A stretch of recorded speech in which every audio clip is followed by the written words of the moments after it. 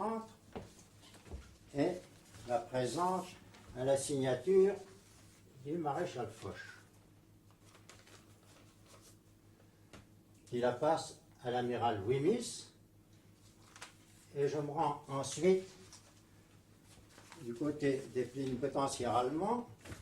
Monsieur Herzberger la signe et la passe à ses collègues. Puis, je dépose les papiers signés devant le maréchal. Il est à ce moment-là 5h15. Il est convenu que nous compterons cette signature à partir de 5h, de façon, encore une fois, à pouvoir 6 heures après, à 11h juste, arrêter l'effusion des sangs le plus tôt possible pour nous. À 7h, le maréchal peut quitter notre wagon pour aller à Paris, remettre le texte de l'armistice au président de la République et à M. Georges Clemenceau, président du Conseil. Notre conscience de soldats est en repos, les armées ont accompli leur devoir, les gouvernements peuvent faire la paix qu'ils jugeront la meilleure. André Bonneval, lieutenant, commandant la 3e compagnie de mitrailleuses du 415e régiment d'infanterie. Monsieur Bonneval, où étiez-vous le 11 novembre 1918 à l'aube? Le 11 novembre 1918, je me trouvais sur la rive droite de la Meuse avec mon unité, la 3e compagnie mitrailleuse de mon régiment, après avoir forcé dans la nuit du 9 au 10 l'écluse et le barrage établis sur la Meuse. Et ce, à la demande du maréchal Foch, qui, voyant les plénipotentiaires allemands cherchant à adoucir les conditions d'armistice, avait donné l'ordre à l'unité la plus près de la Meuse de franchir immédiatement, à n'importe quel prix et coûte que coûte, ce fleuve. Mais les Allemands, évidemment, résistent. Ah, parfaitement. L'opération de passage de la Meuse ne s'est pas passée toute seule. Nous sommes passés grâce au brouillard et au bruit du barrage, et lorsque le brouillard s'est levé à 11h du matin, dès que la garde prussienne nous aperçut, en somme en position un peu en l'air, ne se gêna pas de faire tirer les mitrailleuses par centaines et son artillerie à plein. Vous étiez à ce moment-là dans un trou d'obus? Ah, nous étions dans un trou d'obus, nous étions 5, le capitaine Le Breton, le sous-lieutenant Moton, l'adjudant Chambaz, mon ordonnance et moi-même. Qui ont tous les 5 dans le même trou d'obus. Mais comment avez-vous pu annoncer le cessez-le-feu au trou? Eh bien, nous avons cherché un clairon qui se trouvait heureusement dans un trou d'obus voisin. C'est le clairon de la Luc de la classe 1911 et qui a pu ramper jusqu'à notre trou d'obus. Et ce brave garçon, évidemment, ne se rendait pas compte de la belle mission qu'il allait accomplir. Il était blanc comme un linge, du reste nous n'étions pas fiers non plus, parce que les Allemands tiraient toujours, les mitrailleuses et les canons. Et de la Luc a pu glisser dans notre trou, et c'est alors que le capitaine Le Breton lui a dit « Tu vas tout à l'heure sonner le cessez-le-feu ». De la Luc se ne rappelait plus des notes, il nous a dit « La dernière fois que je l'ai sonné, c'est en 1911 au champ de tir ». Et je vois toujours le capitaine Le Breton, à genoux dans ce trou d'obus, lui répétant les notes « Ta, ta, ta, ta, ta, c'est fini ». Alors, de la Luc ne devrait plus après son embouchure.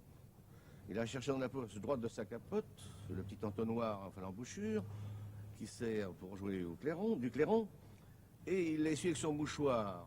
Je me souviens, un mouchoir à raies blanches et bleues. Il l'a essuyé son embouchure et a répété dans le fond du trou d'obus, en se baissant, de façon qu'on n'entende pas, de façon à accorder son instrument. Et c'est alors qu'à 11h, lorsque le capitaine Le Breton a vu à son chronomètre qu'il était 11h précise, il a joué une fois vers l'est, se relevant un peu plus devant nous et se relevant un peu plus vers l'ouest. Puis après, il a sonné le garde à vous, toujours une fois vers l'est, devant nous et vers l'ouest. Et enfin, il est monté sur le trou d'obus tout droit. C'est là qu'il est devenu rouge, absolument écarlate. De toutes ses forces, il sonnait le haut drapeau de toutes ses forces. Il y a eu un moment, nous sommes tous regardés, nous étions tous pâles. On ne comprenait pas très bien ce qui se passait. Et puis quelqu'un chantait la Marseillaise, et nous avons tous chanté la Marseillaise. Je veux dire qu'auparavant, les clairons allemands avaient répondu au nôtre. Et les Allemands criaient, eux, République, vive la République, etc. Roche, roche, etc. Mais à quelle heure avez-vous enregistré votre dernier tubé? Eh bien, c'était aux environs 10h moins 10, 11h moins 10, 11h moins 7, vous savez, quelques minutes près. Je crois que c'est un nommé Charton, un coureur qui, venant d'Apassay, nous apportait l'ordre du capitaine adjoint nous donnant des ordres pour le repas de midi, pour nous indiquer où les roulantes approcheraient près de la passerelle pour que nos hommes puissent se ravitailler. Il est mort donc 10 minutes avant la fin de Oui, la son guerre. corps chaud fut trouvé lorsqu'on put se lever à l'abri des balles à 11h, 11h05.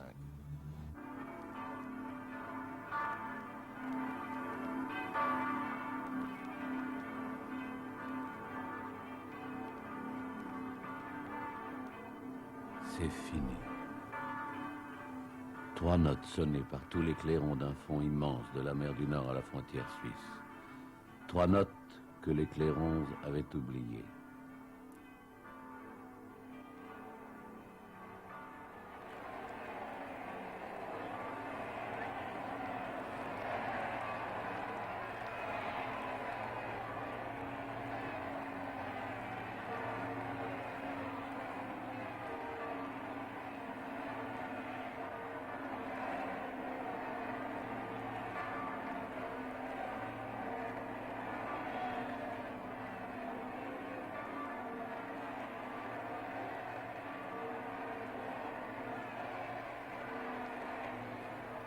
On oublie beaucoup dans les guerres.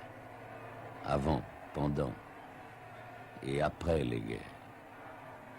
Mais ceci, pourra-t-on l'oublier?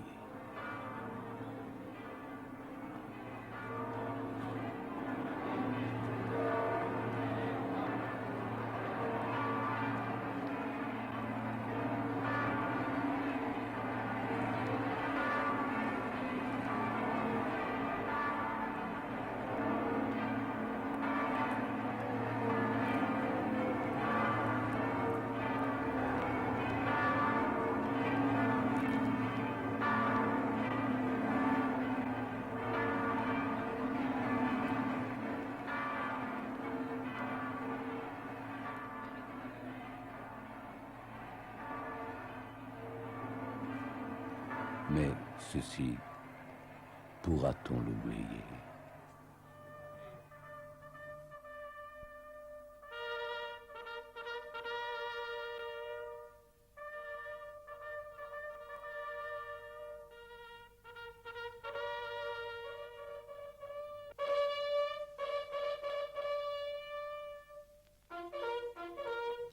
Mais ceci, pourra-t-on l'oublier jamais?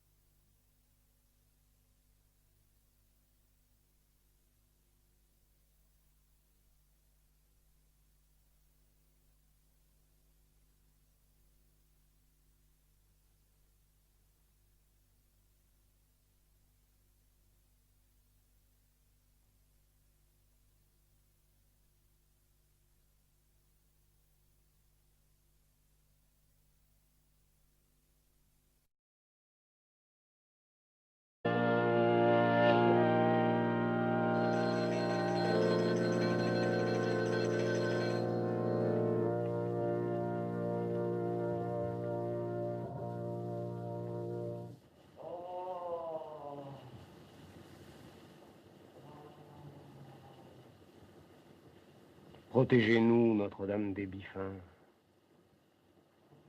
Nous acceptons tout.